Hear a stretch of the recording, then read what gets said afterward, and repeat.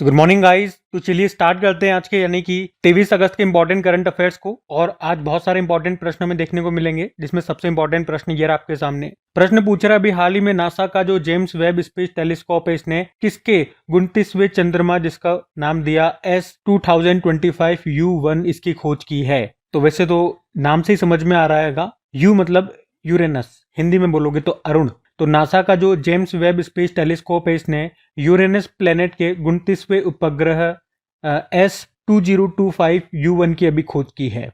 मतलब अभी इसको नाम दिया गया है। और यूरेनस के बारे में आपको बता दूं, ये सूर्य से 7वां ग्रह है और हमारे सौरमंडल का ये तीसरा सबसे बड़ा ग्रह है। और आपको बता दूं, पानी से बनी इसकी संरचना के कारण इसे बर्फ का दानव कहा जाता है।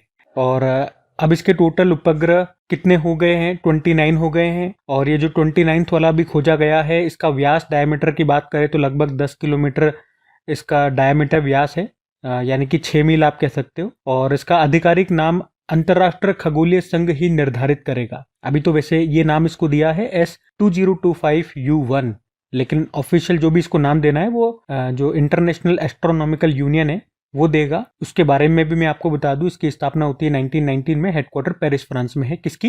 अंतरराष्ट्रीय खगोलीय संघ की। बाकी यूरेनस के बारे में और मैं आपको बताऊं तो ये 13 संकीर्ण वलयों यानी कि नैरो रिंग से घिरा हुआ है। और शुक्र और यूरेनस, हमारे सौरमंडल में दो ऐसे ग्रह हैं। कौन कौन से? शुक्र और यूरेनस। ये बाकी ग्रहों से उल्टी दिशा में घूमते हैं। बाकी जेम्स वेब टेलीस्कोप की बात करें तो इसे 2021 में नासा ने यूरोपियन स्पेस एजेंसी और कनाडा के सहयोग से लॉन्च किया था। इसने हबल टेलीस्कोप की जगह ली थी और कह सकते हो ये अब तक का सबसे बड़ा, सबसे शक्तिशाली इंफ्रारेड स्पेस टेलीस्कोप है। और नासा से एक पॉइंट आप और याद रखना कि नासा का कौन सा मिशन सौरमंडल के आखिरी छोर पर पहुंचा है, तो उसका नाम है वॉयेजर 1 एंड वॉयेजर 2, जिन्हें 1977 में लॉन्च किया गया था। तो इस प्रश्न में आपने क्या देखा कि नासा का जो जेम्स वेब स्पेस टेलीस्कोप है, इसने यूरेनस का अभी 29 नंबर का चंद्रमा खोज निकाला है और अभी इसको नाम रखा गया है क्या? S2025U1।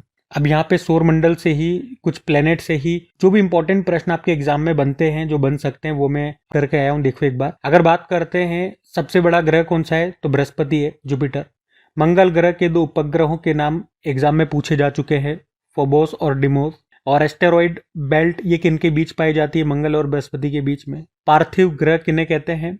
पार्थिव बोल दो या आंतरिक ग्रह बोल दो। ये 4 हैं, बुध, शुक्र, पृथ्वी और मंगल। तो ये वो ग्रह होते हैं जो सिलिकेट चट्टानों और धातुओं से बने होते हैं, एक ठोस सतह रखते हैं। ये जिस तरह से पृथ्वी हो गया, ये उच्च घनत्व वाले होते हैं। इन्हें आंतरिक ग्रह भी कहा जाता है क्योंकि ये सूर्य के सबसे निकट होते हैं और क्षुद्र ग्रहों की बेल्ट के अंदर स्थित होते हैं, मतलब उसके पहले। और वलय युक्त ग्रह मतलब रिंग प्लेनेट, तो शनि हो गया, सैटर्न हो गया, और भी है, लेकिन जिसका सबसे बड़ा रिंग है जो स्पष्ट रूप से दिखता है वो शनि है, सैटर्न है। सबसे गर्म ग्रह वीनस हो गया, शुक्र। सांझ का तारा, भोर का तारा यानी कि इवनिंग स्टार, मॉर्निंग स्टार, ये शुक्र को कहा जाता है। इसे पृथ्वी की बहन भी कहते हैं। और सूर्य के सबसे नजदीक वाला ग्रह कौन सा है? बुध है। और अभी मंगल पर सबसे ऊंचा विशाल ज्वालामुखी खोजा गया था, उसका नाम क्या है? नॉक्टिस। और ये प्रश्न भी देखो, किस ग्रह के पहले ट्रोजन क्षुद्र ग्रह की खोज की गई? शनि यानी कि सैटर्न। और गैनीमेड ये हमारे सोलर सिस्टम का सबसे बड़ा सैटेलाइट है यानी कि उपग्रह है। किसका है? तो जुपिटर का है। गैनीमेड किसका है? जुपिटर का है। जबकि टाइटन किसका है? सैटर्न का है। और जो टाइटन है ये हमारे सोलर सिस्टम का दूसरा सबसे बड़ा चंद्रमा है। सबसे बड़ा तो मैंने आपको बता दिया गैनीमेड है, दूसरा सबसे बड़ा टाइटन है। और हमारे सोलर सिस्टम में केवल 2 ही प्लेनेट ऐसे हैं जिनके पास एक भी मून नहीं है, एक भी उनका नेचुरल सैटेलाइट नहीं है। कौन कौन से? मरकुरी और वेनस। और सबसे ज्यादा सैटेलाइट किसके पास है? तो शनि के पास है, याद रखना। सैटर्न कितने हैं? 274 है। बाकी हमारे जो भी प्लैनेट्स हैं उनके पास खुद के कितने मून हैं, खुद के कितने चंद्रमा है, वो मैंने यहाँ पे लिख दिए हैं। जैसे मैंने आपको बताया, मरकरी और विनस के पास एक भी नहीं है और पृथ्वी के पास एक है। और बाकी सबसे ज्यादा वाला देख लो, सैटर्न, शनि है 274। आज हमने जो बात की है वो अरुण की है, यूरेनस की। अब इसके पास 29 हो गए। ठीक है, तो सोलर सिस्टम से बनने वाले जो भी इंपॉर्टेंट प्रश्न होते हैं वन लाइनर की फॉर्मेट में मैंने आपको रिवाइज करा दिए, ध्यान में रखना। अगला प्रश्न देखते हैं। फिर अगले में पूछ रहे हैं कि अभी हाल ही में दिल्ली पुलिस का नया आयुक्त किसे नियुक्त किया गया? तो आंसर होगा सतीश गोलचा को। मतलब दिल्ली पुलिस कमिश्नर अभी ये नए बन गए हैं, यही प्रश्न पूछ रहा है। और इस तरह का प्रश्न एक बार एसएससी में पूछा भी जा चुका है, तो याद रखना है। अभी गृह मंत्रालय ने जो आईपीएस अधिकारी हैं सतीश गोलचा, इनको दिल्ली पुलिस कमिश्नर के रूप में नियुक्त किया है। उन्होंने किनका स्थान लिया? संजय अरोड़ा का स्थान लिया है, जो अभी 1 अगस्त 2025 को रिटायर्ड हो गए थे। तो अब नए दिल्ली पुलिस कमिश्नर कौन बन गए भाई साहब? सतीश गोलचा बन गए। अब कुछ और अपॉइंटमेंट्स में आपको नियुक्तियां रिवाइज कर रहा हूं। देखो, आरपीएफ की अभी पहली महिला प्रमुख बनी थी सोनाली मिश्रा। एलआईसी के एमडी सीईओ आर दुर्रे स्वामी। राष्ट्र वित्तीय रिपोर्टिंग प्राधिकरण नेशनल फाइनेंशियल रिपोर्टिंग अथॉरिटी के अध्यक्ष नितिन गुप्ता बने। और आईआरडीएआई के नए अध्यक्ष अजय सेठ। संसद टीवी के सीईओ उत्पल कुमार। एसएसबी के नए महानिदेशक संजय सिंघल। विक्रम साराभाई अंतरिक्ष केंद्र के नए निदेशक डॉक्टर ए राजराजन। और आईसीसी के नए सीईओ बन गए अभी संजू गुप्ता, इस पद पर आने वाले दूसरे भारतीय हैं। हिंदुस्तान यूनिलीवर लिमिटेड की पहली महिला एमडी सीईओ बनी प्रिया नायर। लद्दाख के लेफ्टिनेंट गवर्नर कविंदर गुप्ता। गोवा के राज्यपाल अशोक गणपति राजू। हरियाणा के राज्यपाल प्रोफेसर आशिम कुमार घोष। और राष्ट्र चिकित्सा आयोग के नए अध्यक्ष अभिजात सेठ। क्षमता निर्माण आयोग कैपेसिटी बिल्डिंग कमीशन की अभी नए अध्यक्ष बनी थी एस राधा चौहान। तो ये ध्यान रखना। अगला प्रश्न देखते हैं। फिर अगले में क्या पूछ रहे हैं? अभी हाल ही में लोकसभा में पारित ऑनलाइन गेमिंग बिल 2025 के तहत किन खेलों पर प्रतिबंध लगाया गया है? तो आंसर होगा हार्मफुल ऑनलाइन मनी गेम्स। तो अभी ऑनलाइन गेमिंग बिल 2025 ये पार्लियामेंट से पास हो गया। तो इस बिल के तहत हार्मफुल ऑनलाइन मनी गेम्स को बैन कर दिया गया है। इसके अंदर कौन कौन से तरह के गेम्स आ गए? जैसे कि ड्रीम 11 हो गया, एमपीएल फैंटेसी, माई 11 circle, online rummy, online poker जैसे जो भी गेम्स हैं उनको बैन कर दिया गया। तो ये बिल भारत में ऑनलाइन गेम्स को रेगुलेट करने और भारत में ई स्पोर्ट्स को बढ़ाने के लिए लाया गया है। तो ऑनलाइन मनी गेम्स मतलब समझ गए ना, वो गेम्स जिनमें पैसे लगाकर के बाजी लगाई जाती है और इन्हें हजारों लोग खेलते हैं, लाखों लोग खेलते हैं, जिसमें से केवल एक आधी जीतते हैं, बाकी सारे हारते हैं। और इसमें क्या होता है, ज़्यादातर युवा फंसते हैं, बच्चे फंसते हैं, जो कि पैसे कमाने का एक शॉर्टकट जरिया समझते हैं। उसमें अपना समय और अपने माँ बाप का, अपनी मेहनत का पैसा लगाते जाते हैं और बर्बाद होते जाते हैं। पैसे से भी बर्बादी, मानसिक तनाव और हो जाता है। तो ये बहुत ख़राब चीज़ है और अच्छा किया इसे बैन कर दिया गया। और अब इस बैन को जो नहीं मानेगा उसको 3 साल की सज़ा और 1 करोड़ रुपए का फाइन, या दोनों सज़ा भी होगी और 1 करोड़ का फाइन भी लगाया जाएगा। और इसके अलावा सबसे इम्पोर्टेंट ये हो जाता है कि इसका विज्ञापन जो भी करेगा उस पर 50 लाख रुपए का जुर्माना और 2 साल की सज़ा दी जाएगी। ये सबसे ज़्यादा इंपॉर्टेंट है, क्योंकि विज्ञापन देने से चीज़ें ज़्यादा फैलती है। और आजकल ऑनलाइन सिस्टम हो गया, यूट्यूब वाले सिस्टम हो गए, फेसबुक इंस्टाग्राम वाले सिस्टम हो गए। आजकल की युवा हर किसी छपरी को अपना आइडियल बना लेती है और जैसा वो कहते हैं, जैसा वो प्रचार करते हैं, वो युवा, वो बच्चे वो करने लग जाते हैं। तो उन प्रचार करने वालों का तो पैसा बन जाता है, लेकिन फंस कौन जाता है? वो मासूम बच्चे, वो युवा फंस जाते हैं। तो ये भी एक अच्छा स्टेप हुआ।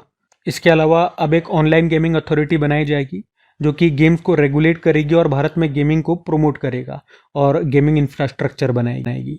तो मुख्य रूप से मैंने आपको सब कुछ बता दिया। ये बिल क्यों लाया गया इसके कारण मैंने आपको बता दिए। ऑनलाइन गेमिंग के कारण कई लोगों के साथ फ्रॉड हुआ है, कई लोगों ने अपने पैसे डूब जाने के कारण कुछ नहीं बचता तो सुसाइड कर लेते हैं, बहुत डूब जाते हैं पैसे लगा करके। तो अभी तक ऑनलाइन गेमिंग के लिए कोई भी रेगुलेटर नहीं था, जिसके कारण ये प्लेटफॉर्म्स लोगों का फ़ायदा उठाते थे, लेकिन अब ऐसा नहीं होगा। ठीक है, तो ध्यान में रखना। अगला प्रश्न देखते हैं। फिर अगले में पूछ रहे हैं कि वर्ल्ड कॉम्पिटिटिवनेस रैंकिंग 2025 में भारत कौन से स्थान पर रहा? तो आंसर होगा 41। हम बात कर रहे हैं वर्ल्ड कॉम्पिटिटिवनेस इंडेक्स 2025 की। किसने जारी किया? इंस्टीट्यूट फॉर मैनेजमेंट डेवलपमेंट ने इसको जारी किया। ये इंडेक्स बताता है कि कोई देश अपने रिसोर्सेज और पॉलिसीज़ का यूज़ करके अपनी इकोनॉमी और लोगों को कितना ग्रो कर सकता है। तो इसमें टॉप पर स्विट्जरलैंड को रखा, दूसरे स्थान पे सिंगापुर है, तीसरे पे हांगकांग है और भारत 41 नंबर पर है टोटल 69 देशों में से। पिछले साल बात करें 2024 में भारत 39 नंबर पे था, इस बार 41 नंबर पे है। ये आपको ध्यान रखना है। कौन सी रैंकिंग है, कौन जारी करता है, भारत की रैंक क्या है, टॉप पर क्या है, ये मैंने आपको बता दिए। अब इसी तरह से कुछ और इंडेक्सेस, कुछ और रैंकिंग वाले प्रश्न मैं आपको रिवाइज कराता हूँ, ध्यान से देखना। जैसे कि अगर बात करते हैं ग्लोबल विंड रिपोर्ट 2025 आई थी, उसमें भारत चौथे स्थान पे था, टॉप पे चाइना है। फिस्कल मॉनिटर रिपोर्ट डेप्ट टू जीडीपी रेशो, उसमें टॉप पर सूडान है, भारत 1 पे है। इसको इंटरनेशनल मॉनेटरी फंड ने जारी किया। मानव विकास सूचकांक में भारत 130वें नंबर पर है, टॉप पर आइसलैंड है। जेंडर इनइक्वलिटी इंडेक्स में भारत की रैंक है 102। जलवायु परिवर्तन प्रदर्शन सूचकांक में भारत 10वें स्थान पे है, पहले दूसरे तीसरे पे कोई नहीं है और चौथे पे डेनमार्क है। ग्लोबल जेंडर गैप इंडेक्स में भारत 131 पे है, टॉप पे आइसलैंड है। ऊर्जा संक्रमण सूचकांक एनर्जी ट्रांजिशन इंडेक्स में भारत 71 पे है, टॉप पर स्वीडन है। ग्लोबल लिवेबिलिटी इंडेक्स, इसमें टॉप पर डेनमार्क की कैपिटल कोपेनहेगन है। वर्ल्ड इन्वेस्टमेंट रिपोर्ट आई थी, उसमें भारत 15वें स्थान पर है, टॉप पर अमेरिका। यूनाइटेड नेशन ने जो women in executive leadership report जारी की थी, उसमें भारत 174 पे है, टॉप पर निकारागुआ। परफॉर्मेंस ग्रेड इंडेक्स 2.0 में टॉप पर चंडीगढ़ है। और ग्लोबल पीस इंडेक्स में भारत 115वें स्थान पर है, टॉप पर आइसलैंड है। अभी 10वां सस्टेनेबल डेवलपमेंट गोल इंडेक्स 2025 आया था और इसमें भारत 99 पे है, टॉप पर फिनलैंड है। ठीक है, तो ये ध्यान में रखना। अगला प्रश्न देखते हैं। फिर अगले में पूछ रहे हैं कि अभी हाल ही में अग्नि 5 का सफल परीक्षण ये कहां पर किया गया, तो आंसर होगा उड़ीसा में। तो अभी उड़ीसा के चांदीपुर में जो इंटीग्रेटेड टेस्ट फायरिंग रेंज है, वहीं पे अग्नि 5 का भी सफल परीक्षण किया गया। और इसमें MIRV टेक्नोलॉजी को टेस्ट किया गया। MIRV मतलब multiple independently targetable re entry vehicle. तो इसमें क्या होता है, इस टेक्नोलॉजी में एक साथ कई सारे टारगेट को आप हिट कर सकते हैं।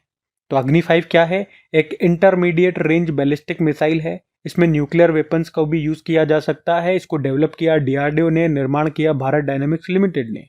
ऑपरेशनल रेंज की बात करें तो 5000 से 5500 किलोमीटर तक की इसकी रेंज होती है। और आपको याद हो तो हमारे जो मिसाइल मैन ऑफ इंडिया थे कौन, APJ अब्दुल कलाम जी, उन्हीं की देखरेख में एक मिसाइल डेवलपमेंट प्रोग्राम शुरू किया गया था। कब, 1982-83 में। और उसके तहत ही 5 मिसाइलों का निर्माण होता है। आप सभी जानते हो कौन कौन सी है, पृथ्वी, अग्नि, त्रिशूल, आकाश और नाग। तो पृथ्वी और अग्नि ये सरफेस टू सरफेस मिसाइल है। त्रिशूल और आकाश ये सरफेस टू एयर मिसाइल है। और नाग ये एंटी टैंक गाइडेड मिसाइल है। ठीक है, तो ध्यान रखना। और इसका परीक्षण अभी DRDO ने किया। DRDO के बारे में जानते हैं। देखो, DRDO की बात करें, defence research and development organisation, स्थापना होती है 1958 में। हेडक्वार्टर नई दिल्ली में मिलेगा आपको। चेयरमैन है समीर वी कामत। इसके पहले चेयरमैन दौलत कोठारी थे। मोटो होता है strength origin is a knowledge बलस्य मूलम विज्ञानम। ठीक है, ध्यान रखना। अगला प्रश्न देखते हैं। फिर अगले में पूछ रहे हैं, अभी हाल ही में 28वीं राष्ट्रीय ई गवर्नेंस सम्मेलन का आयोजन ये कहां पर किया जाएगा, तो आंसर होगा विशाखापत्तनम। तो 28वीं national conference on e governance की हम बात कर रहे हैं और इसका आयोजन अभी अगले महीने होगा 22 और 23 सितंबर को। कहां पर, विशाखापत्तनम, आंध्र प्रदेश में। उद्देश्य क्या है इसके आयोजन का, भारत में ई गवर्नेंस को बढ़ाना और उस पर चर्चा करना। थीम जरूर याद रखना, थीम इंपॉर्टेंट रहेगी, विकसित Bharat, civil services and digital transformation. तो इस कॉन्फ्रेंस में national awards for e governance 2025 भी दिए जाएंगे। याद रखना कहां पर होगा आयोजन, विशाखापत्तनम में। इसका जो लास्ट एडिशन है 2024 में हुआ था 27 नंबर का, वो मुंबई में हुआ था। इस बार तो 28वां एडिशन है। जो पहला एडिशन हुआ था 1997 में हुआ था हैदराबाद में। अच्छा, ई गवर्नेंस के फायदे क्या हैं, तो इससे गवर्नमेंट वर्क तेज होगा, करप्शन कम होगा, ट्रांसपेरेंसी बढ़ेगी और सिटीजन्स तक अपनी सर्विसेज को डायरेक्टली और इजीली पहुंचाया जा सकेगा सरकार के द्वारा। अब यहाँ पे तो हमने बात करी है राष्ट्रीय ई गवर्नेंस सम्मेलन की। इसी तरह से कुछ और इंपॉर्टेंट सम्मेलन जो आपके न्यूज में रहे, मैं आपको रिवाइज करवाता हूँ। देखो अगर बात करते हैं ग्लोबल इन्वेस्टर समिट, इसका उद्घाटन मोदी जी ने किया था भोपाल में। नवा एशियाई आर्थिक वार्ता, एशियन इकोनॉमिक डायलॉग, इसका आयोजन हुआ पुणे में। कार्बन बाजार पर पहला अंतर्राष्ट्रीय सम्मेलन जिसका नाम है प्रकृति, ये हुआ नई दिल्ली में। संयुक्त राष्ट्र के महिला शांति सैनिकों के लिए पहला सम्मेलन नई दिल्ली में। और 98वें अखिल भारतीय मराठी साहित्य सम्मेलन का आयोजन भी नई दिल्ली में। मोबाइल वर्ल्ड कांग्रेस 2025 हुआ ये स्पेन के बार्सिलोना में। BIMSTEC youth summit 2025 Gandhinagar Gujarat में। 14वीं एशियाई मत्स्य पालन और जलीय कृषि फोरम की बैठक ये भारत में हुई नई दिल्ली में। 12वां वर्ल्ड गवर्नमेंट समिट अभी दुबई UAE में हुआ। और वेव्स समिट जिसे बोलेंगे आप, world audio visual entertainment summit, अभी मई की शुरुआत में हुआ था। ये भारत में हुआ, मुंबई में। पहली बार भारत ने इसको होस्ट किया था। ठीक है, तो ये सब ध्यान में रखना। अगला प्रश्न देखते हैं। फिर अगले में पूछ रहे हैं, PFA player of the year award 3 बार जीतने वाले पहले खिलाड़ी कौन बने, तो आंसर होगा मोहम्मद सलाह। तो 2025 का PFA player of the year ये इजिप्ट के खिलाड़ी मोहम्मद सलाह को दिया गया। वे इस अवार्ड को 3 बार जीत चुके हैं, जिसके बाद वे ऐसा करने वाले पहले खिलाड़ी बन गए हैं। वे लिवरपूल के प्लेयर हैं, वर्तमान में लिवरपूल के ये प्लेयर हैं। और इस बार इस अवार्ड्स का ये 53वां 53rd नंबर का एडिशन था। ये अवार्ड केवल मेंस प्लेयर को दिया जाता है। तो यहाँ पे PFA का मतलब होता है प्रोफेशनल फुटबॉलर्स एसोसिएशन, और ये अवार्ड फुटबॉल में बेस्ट मेंस प्लेयर को दिया जाता है। मैंने आपको बता दिया, हर साल दिए जाते हैं। कौन देता है? प्रोफेशनल फुटबॉलर एसोसिएशन के द्वारा, जिसका मुख्यालय मैनचेस्टर इंग्लैंड में है। ठीक है, सिंपल सा याद रखना है। अभी PFA player of the year award 3 बार जीतने वाले पहले खिलाड़ी बन गए हैं। कौन? मोहम्मद सलाह इनका नाम है। किस टीम के? मैंने आपको बता दिया, लिवरपूल के खिलाड़ी हैं। ठीक है, अगला प्रश्न देखते हैं। फिर अगले में पूछ रहे हैं कि 2025 वर्ल्ड बॉक्सिंग चैंपियनशिप का आयोजन ये किस देश में किया जाएगा? तो आंसर होगा इंग्लैंड में। तो वर्ल्ड बॉक्सिंग चैंपियनशिप 2025 ये 4 से लेकर 14 सितंबर 2025 तक होगा। कहां पर? लिवरपूल, इंग्लैंड में। और इस बार ये इसका पहला एडिशन भी है, तो प्रश्न इंपॉर्टेंट है। और इसका जो अगला एडिशन है वो भी बता दिया गया कि 2027 में होगा दूसरा एडिशन, अस्ताना, कजाकिस्तान में। कौन ऑर्गेनाइज करेगा? वर्ल्ड बॉक्सिंग के द्वारा इसका आयोजन होगा। वर्ल्ड बॉक्सिंग के बारे में आपको बता दूं, इसका मुख्यालय लुज़ेन, स्विट्जरलैंड में है। अब यहाँ पे इसी तरह से कुछ और प्रश्न मैं आपको रिवाइज करा रहा हूँ, ध्यान देना। एक तो याद रखना, 2026 में जो एशियन इंडिया वेटलिफ्टिंग चैंपियनशिप है ये अहमदाबाद, गुजरात में होगा। अभी 2025 वाला तो हो चुका चाइना के जियांगशान में। और फीबा वुमेन्स एशिया कप 2025 ये हो गया अभी चीन के शेंजन शहर में। वर्ल्ड पैरा एथलीट चैंपियनशिप 2025 इसका भी 12वां एडिशन हुआ नई दिल्ली में, जिसकी ब्रांड एम्बेसडर कंगना रनौत है और इसका शुभंकर मैस्कॉट विराज है। और 13वां ICC वुमेन्स वर्ल्ड कप 2025 ये कहाँ पर होगा? ये अभी सितंबर में होगा। मुख्य रूप से भारत में होगा, लेकिन पाकिस्तान वाले जो मैचेज हैं वो श्रीलंका में होंगे। और 10वां ICC women's T20 world cup 2026 वाला इंग्लैंड में होगा। खेलो इंडिया यूनिवर्सिटी गेम्स 2025 5वां संस्करण ये राजस्थान, जयपुर में होगा। 23वें विश्व पुलिस और फायर गेम्स 2029 वाले भारत में होंगे, अहमदाबाद में। पहली बार भारत इनको होस्ट करेगा। इसके अलावा 2027 में 22वां संस्करण पर्थ, ऑस्ट्रेलिया में, और 2025 वाला भी हो चुका है 21वां एडिशन बर्मिंघम, USA में। उसमें टॉप पे अमेरिका है, भारत तीसरे स्थान पे था। खेलो इंडिया वाटर स्पोर्ट्स फेस्टिवल का पहला एडिशन होगा, अभी शुरू हो चुका है ये श्रीनगर के डल झील में। और 16वां एशियन शूटिंग चैंपियनशिप 2025 ये अभी कजाकिस्तान में हुआ। और अगले 3 विश्व टेस्ट चैंपियनशिप फाइनल्स 2027 वाले, 2029 और 2031 की जो मेजबानी है ये करेगा इंग्लैंड। और एशिया रग्बी अंडर 27 चैंपियनशिप 2025 ये अभी बिहार के राजगीर में हुआ, जिसका मैस्कॉट है अशोक, जो रिप्रेजेंट करता है खरगोश को। और देश की पहली तीरंदाजी लीग का आयोजन ये कहां पर किया जाएगा? दिल्ली में। 12वें वर्ल्ड गेम्स 2025 ये कहां पर हुए? चाइना के चेंगडू शहर में। और जो 2029 वाले एडिशन होंगे, 13वां एडिशन, वो जर्मनी में होगा। अभी 19th world youth archery championship 2025 ये कहां पर हुआ? विनिपेग, कनाडा में। ठीक है, तो स्पोर्ट्स वाले प्रश्न और मुख्य रूप से सारे टूर्नामेंट वाले प्रश्न मैंने यहाँ पे आपको रिवाइज कराए, क्योंकि इसी तरह का ये प्रश्न था, ध्यान में रखना। अगला प्रश्न देखते हैं। फिर अगले में पूछ रहे हैं, राष्ट्रमंडल भारत्तोलन चैंपियनशिप 2025 का आयोजन ये कहां पर होगा? अहमदाबाद में। हम बात कर रहे हैं कॉमनवेल्थ वेटलिफ्टिंग चैंपियनशिप 2025 की। इसका आयोजन ये अभी 24 अगस्त को शुरू होगा, 30 अगस्त तक चलेगा। कहां पर?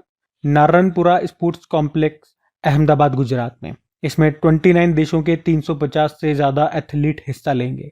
इसके अलावा मैं आपको ये भी बता दूं कि इसी साल नवंबर में AFC under 17 Asian cup 2026 qualifier जो राउंड है वो भी होस्ट करेगा अहमदाबाद। और अभी सितंबर अक्टूबर में ही एशियन एक्वेटिक चैंपियनशिप भी अहमदाबाद होस्ट करेगा। तो ये 3 आयोजन अभी अहमदाबाद में होंगे इसी साल। इसके अलावा गुजरात में और कुछ स्पोर्ट्स से संबंधित अगर प्रश्न मैं आपको रिवाइज कराऊं, तो गुजरात, ये मैंने आपको बताया, 2026 में एशियन वेटलिफ्टिंग चैंपियनशिप होगा। तीरंदाजी एशिया पैरा कप 2026 ये भी होगा गुजरात में ही। विश्व पुलिस और अग्निशमन खेल 2029 में, मैंने आपको कहा था ना अभी पहली बार भारत होस्ट करेगा, लेकिन होंगे कहाँ पे? ये गुजरात में ही। और कॉमनवेल्थ गेम्स 2030 भारत ने बोली लगा दी, अगर भारत को इसकी मेजबानी के लिए चुना जाता है तो ये अहमदाबाद में होंगे। ठीक है, तो ये सब ध्यान में रखना। अगला प्रश्न देखते हैं।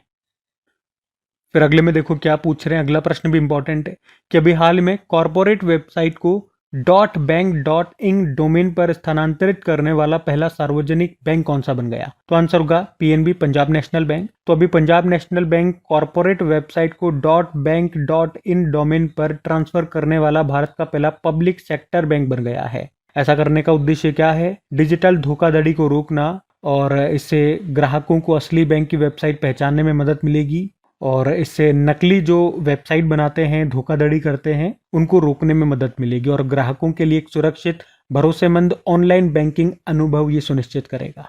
तो अब जैसे इस तरह से वेबसाइट होती है ना, HTTP, PNB, और उसके बाद जो लिखा जाता है वो डोमेन नेम होता है। तो अब ये क्या होगा, .bank.in, अगर ये लिखा हुआ है तो आप समझ जाओ ये PNB की ओरिजिनल साइट है। कुछ और लिखा हुआ है तो मतलब वो फेक है। बाकी पंजाब नेशनल बैंक की बात करें, इंपॉर्टेंट प्रश्न मार्क करना, ये इंपॉर्टेंट रहेगा ना। पंजाब नेशनल बैंक की स्थापना होती है 1894 में। हेडक्वार्टर दिल्ली में मिल जाएगा। MD CEO है अशोक चंद्रा। टैगलाइन होती है the name you can bank upon. और देखो एक ये प्रश्न और बन सकता है कि दृष्टिबाधित ग्राहकों के लिए, मतलब जो देख नहीं सकते, ऐसे कस्टमर्स के लिए किसने ब्रेल क्रेडिट कार्ड लॉन्च किया था? तो पंजाब नेशनल बैंक। और इंटरनेट और मोबाइल बैंकिंग सुरक्षा बढ़ाने के लिए सेफ्टी रिंग लॉन्च किया था पंजाब नेशनल बैंक ने ही। ठीक है, तो ये भी ध्यान में रखना। तो ये थी आज की हमारी करंट अफेयर्स की क्लास। कमेंट करके जरूर बताइएगा सेशन आपको कैसा लगा। अच्छा लगा तो इसे अपने दोस्तों के साथ में स्टडी ग्रुप में एक बार शेयर जरूर करना। वीडियो को अभी तक लाइक नहीं किया तो लाइक जरूर कर देना। बाकी डेली इनके क्विज बना करके अपलोड करता हूँ कहाँ पर, आपकी क्रिक एग्जाम एप्लीकेशन पे। तो क्विज लगाते रहिए, अपनी प्रैक्टिस करते रहिए ताकि चीजें आपकी रिकॉल होती रहे। बाकी PDF तो आपको मिल ही जाती है कहाँ पर, टेलीग्राम चैनल पे। अपनी एप्लीकेशन, क्रिक एग्जाम एप्लीकेशन और टेलीग्राम, दोनों का लिंक डिस्क्रिप्शन बॉक्स में है। वैसे क्रिक एग्जाम एप्लीकेशन आपको डायरेक्ट गूगल प्ले स्टोर पे भी मिल जाएगी। बाकी चलो भी कल के करंट अफेयर्स का हम क्विक रिवीजन कर लेते हैं और सेशन एंड करते हैं। तो पहला प्रश्न आपसे पूछा था कि अभी केंद्र ने किस शहर का नाम बदलकर भगवान परशुराम जी के नाम पे रखने की मंजूरी दे दी है? तो आंसर होगा जलालाबाद, उत्तर प्रदेश का है। फिर पूछा था अभी प्रधानमंत्री नरेंद्र मोदी ने किस राज्य में ओंटा सिमरिया पुल का उद्घाटन किया? बिहार। फिर पूछा विश्व वरिष्ठ नागरिक दिवस मनाया गया 21 अगस्त को, और भारत का 22वां IIM ये कहाँ पर स्थापित किया जाएगा? गुवाहाटी में। और वर्ल्ड हेल्थ ऑर्गेनाइजेशन ने किसे रुबेला मुक्त घोषित किया? नेपाल। और 130वां संविधान संशोधन विधेयक 2025 किस अनुच्छेद को संशोधित करेगा? तो आंसर होगा आर्टिकल 75। किस राज्य की शक्ति योजना 500 करोड़ से ज्यादा महिला यात्रियों के साथ golden book of world records में दर्ज हुई है? तो आंसर होगा कर्नाटक। किसने वन फ्री जोन पासपोर्ट को लॉन्च किया? दुबई। और जनजातीय कार्य मंत्रालय ने जनजातीय समुदायों को सशक्त करने के लिए कौन सा अभियान शुरू किया? आदि कर्मयोगी अभियान। और आखिरी प्रश्न था कि केंद्र सरकार ने कितने तेजस मार्क 1A विमानों के लिए 62,000 करोड़ रुपए के सौदे को मंजूरी दी है? तो आंसर होगा 97। बाकी चलो कल का भी होमवर्क प्रश्न देखते हैं और सेशन एंड करते हैं। तो कल आपसे पूछा था कि विश्व पेंगोलिन दिवस कब मनाया जाता है? तो आंसर होगा 15 फरवरी को मनाया जाता है। आप सभी ने प्रश्न का बिल्कुल सही उत्तर दिया। अब ये रहा आज का आपका होमवर्क प्रश्न।